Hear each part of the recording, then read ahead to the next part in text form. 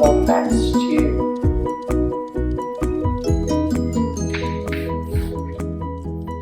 One day, on the banks of a billabong, a very clever dingo caught a wombat. Can you see him? And decided to make wombat stew. Wombat stew. Gooey, brewy, yummy, chewy wombat stew. The platypus came ambling up the bank. "Good day, Dingo," he said, snapping his bill. "What is all that water for?" "I'm brewing up a gooey, chewy stew with that fat wombat," replied Dingo with a toothy grin. "If you ask me," said Platypus, "the best thing for a gooey stew is mud. Big blocks of mud." "Blocks of mud?" Dingo laughed. "What a good idea.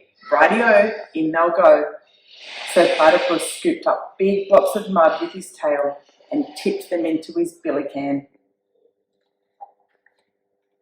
Around the bubbling billy, Dingo danced and sung, "Wombat stew, wombat stew, gooey brewy, yummy chewy wombat stew." Waltzing out from the shades of the ironbarks came Emu. She arched her graceful neck over the brew. "Oh no, Dingo," she fluttered. "What have we here?" "Gooey, chewy wombat stew," boasted Dingo. "If only it were a bit more chewy," she sighed. "But don't worry, a few feathers will help." "Feathers?" smiled Dingo. "That would be chewy. Rightio, in they go." So into the gooey brew, Emu dropped her finest feathers. Around and around the bubbling billow, Dingo danced and sung, "Wombat stew, crunchy munchy for my lunchy, wombat stew." Old Blue Tongue the lizard came sliding off his sun-soaked stone. "Silly Dingo," he hissed, "there are no flies in your stew. Can't be a wombat stew without crunchy flies in it." And he stuck out his bright blue tongue. "There's a lot to be said for flies," agreed Dingo, rubbing his paws together. "Rightio, in they go." So Lizard snapped 100 flies from the air with his long blue tongue and flipped them into the gooey stew.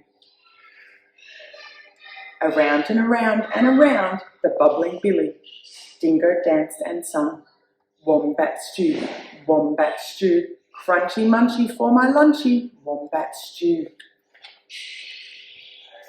Up through the red dust popped Echidna. "Wait a bit, not so fast," he bristled, shaking the red dust from his quills. "Now I've been listening to all of this advice, and take it from me, a munchy stew, you'll need slugs and bugs and creepy crawlies."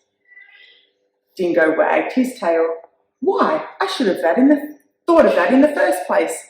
Rightio, in they go."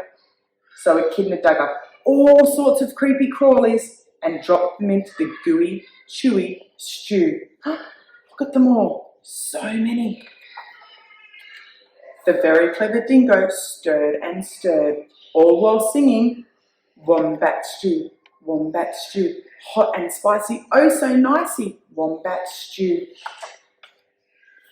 Just then, sleepy-eyed Koala climbed down from the gum tree. "Look here," he yawned. "Oh! Any bush cook knows you can't make a spicy stew without gum nuts." "Leave it to Koala to think of gum nuts," Dingo laughed and licked his whiskers. "Rightio, in they go."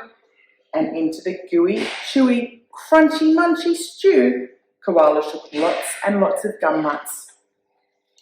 "Aha!" cried Dingo. "Now my stew is only missing one thing." "What's that?" asked the animals. "That fat wombat." "Wait! Stop! Hang on, Dingo. You can't put that wombat in the stew yet." "Why not?" he asked. "You haven't tasted it." "Right," said Dingo. "I'll taste it."